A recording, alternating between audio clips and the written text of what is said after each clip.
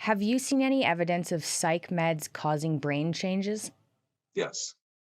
Okay. Okay. So if they're the right medicine for you, they can actually help balance your brain. If they're the wrong medicine, and this is where I learned to stop prescribing benzos, they can hurt your Yeah. brain.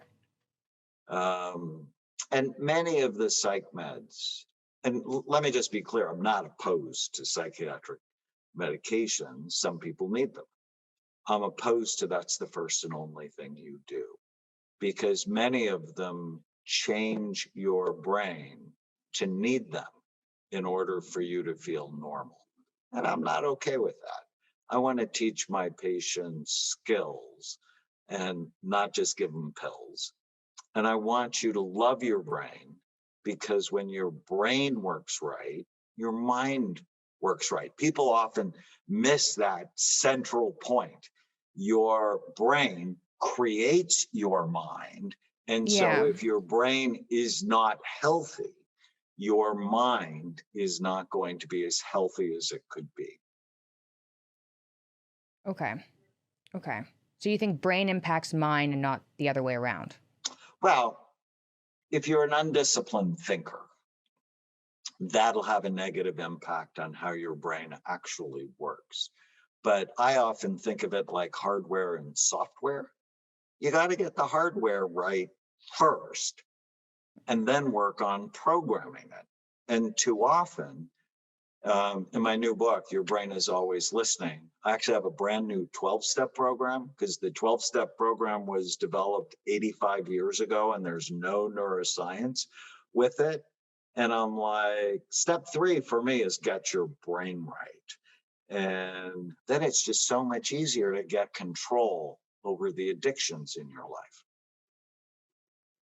Okay. So you had an I'm a fairly I said this recently on a podcast. I'm really open, but I'm also fairly skeptical. And your stuff is so interesting. I find it, and I believe I mean I believe in what you're doing, but there I have some questions, and some of the questions are you'll do a scan on say somebody who drinks a lot, and then say the brain looks different from the average brain. They drink a lot, and that's impacting their behavior.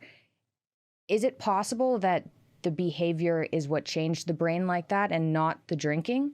Or is that just not likely at all? Well, I mean, you can act for all sorts of reasons.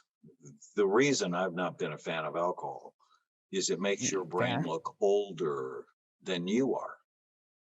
And all the problems I've seen as a psychiatrist for the last 40 years, alcohol just tends to make worse. You're more likely to make bad decisions. You're more likely to beat your spouse. You're more likely to drive when you shouldn't be driving. I mean, Mhm. ultimately, our success is a sum of all the decisions that we make. And I just don't want things polluting your decisions that you make. And I wrote a blog last year. It was our number one blog of the whole year. And it was called I Told You So. And so I've not been a fan ever since I started ordering scans and I saw they looked older than Yeah. you were. Um, and last year, the American Cancer Society came out against any alcohol.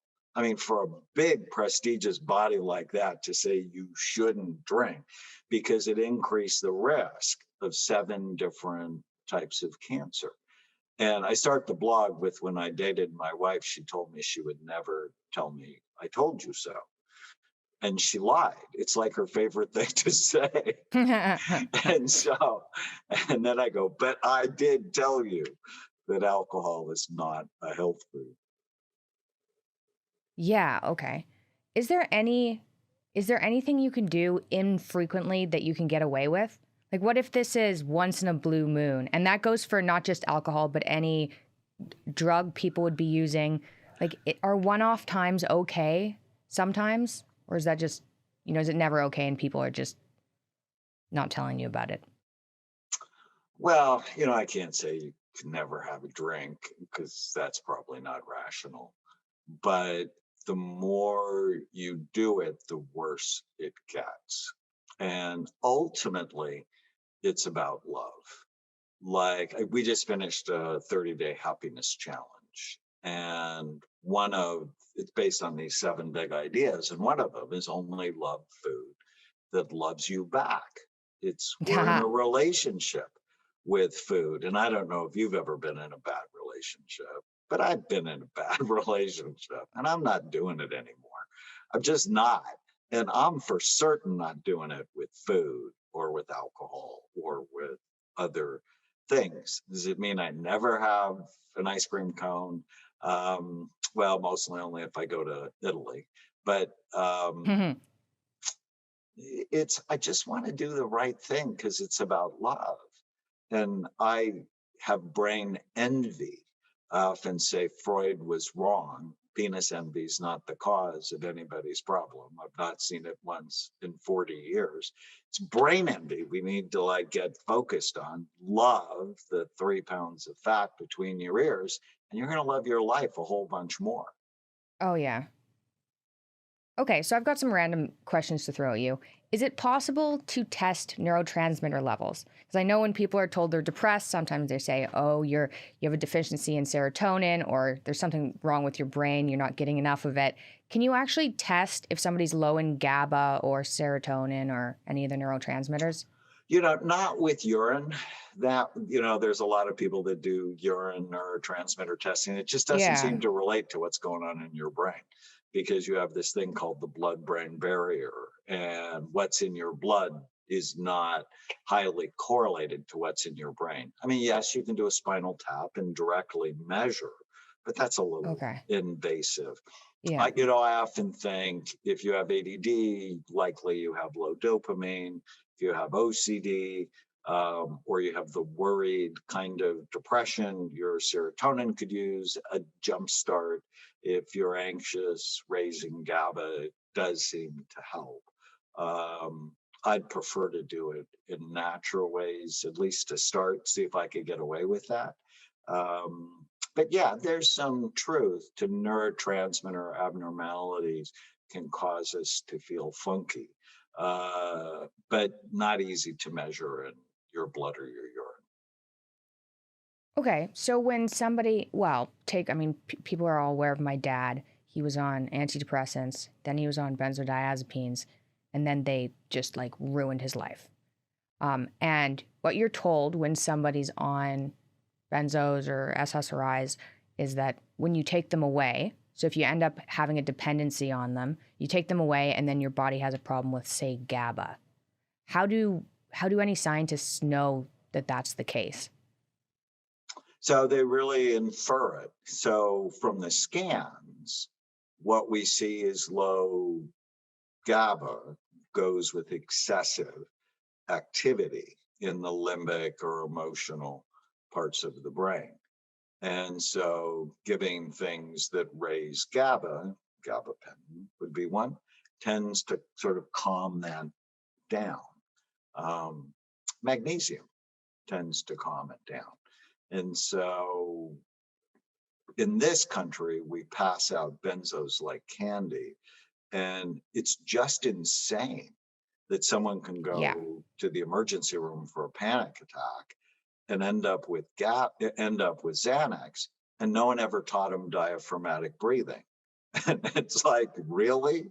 No one ever taught them simple hypnotic or meditation techniques. They're giving them a drug that changes their brain and they can become dependent on it. And that's insane. I mean, it's really insane, because all of us in medical school learn the first year, first do no harm.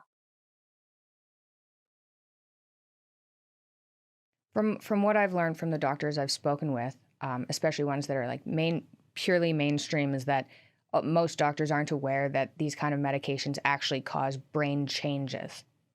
They didn't know that. They assume that, well, I don't think a lot of them know that they're dependence forming, especially something like an SSRI, but I didn't realize that you could do scans that could show brain. Do you have brain changes before and after medication? I do.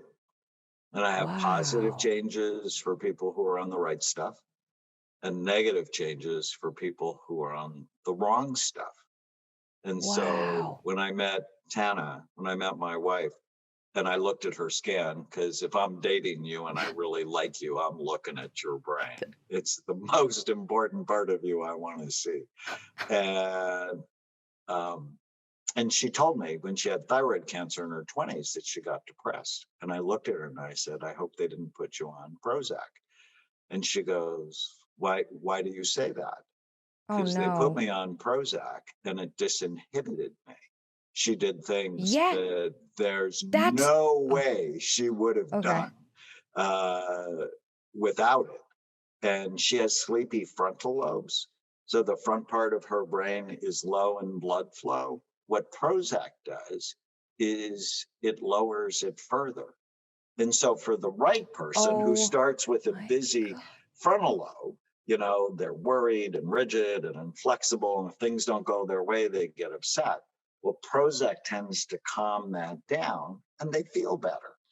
But if you start with sleepy frontal lobes, it calms that down, which basically takes the brake off of your behavior, and you end up doing or saying things you wouldn't normally do or say. And she has a new book out called The Relentless Courage of a Scared Child. And there's a whole chapter on how Prozac made her a different person. That's wild. Okay. Uh my background, I've got a weird health history, but I was on Cipralex, a ridiculous amount of Cipralex for almost 12 years. And I had the same disinhibition, you'd say, for sure. It did seem to help, but it totally messed me up. And I haven't been on it for about 5 years. Getting off of it almost wrecked me. Like I had 2.5 years of just like I had some visual hallucinations. It was absurd. And I'm fine now. I fixed things with diet, but Cipralex was crazy. I remember trying an SNRI, and I only took it for 2 days because I was absurdly angry. I had Wellbutrin. I ended up having a seizure. It was really interesting to hear about after So going no through one some of ever these looked things. at your brain, I assume. No, I've had, after I had a seizure, that's not true. After I had a seizure, I had a scan, but they're like, no, everything's normal. But it was what, a CAT scan probably. Right. So Which no. is an anatomical scan, which are very rarely useful in psychiatry. But what I'm trying to do, see, I hate the words mental illness, hate those because they shame people, they stigmatize people, call someone mental, that's not a good thing. And they're wrong because these are brain health issues that steal people's minds. And that idea, everybody wants a better brain. Nobody Mhm. wants a mental illness. And, with a lot of celebrities coming out, I have a mental illness. Yeah. I'm like, that's not going to be helpful. What's going to be helpful is I want a better brain. And when I got a better brain, my mood was better. My focus was better. I was less anxious. So I wrote another book called The End of Mental Illness because we need to have a different discussion about this. We want people to develop brain envy and the habits that get them a better brain because that's how you treat depression. That's how you treat anxiety disorders. The new fads of ayahuasca and magic mushrooms. And I'm just like, come on, we can do better than this.